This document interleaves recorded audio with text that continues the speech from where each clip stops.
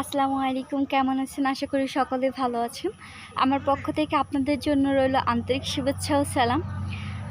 আজকে আমি আপনাদের মধ্যে হাজির হয়েছি একটি বিশেষ কথা বলার জন্য। সেটা হচ্ছে আমরা ১০০ পর্ব একটা নাটকের শুটিং করতে এসেছি এখানে। আর সেটা অবশ্যই আপনারা দেখবেন। সেটার মধ্যে আর্টিস্ট হিসেবে আমি আছি এবং আরও অন্যান্য আর্টিস্ট আছে যারা আমার কাছে এখন ইতিমধ্যে উপস্থিত নেই।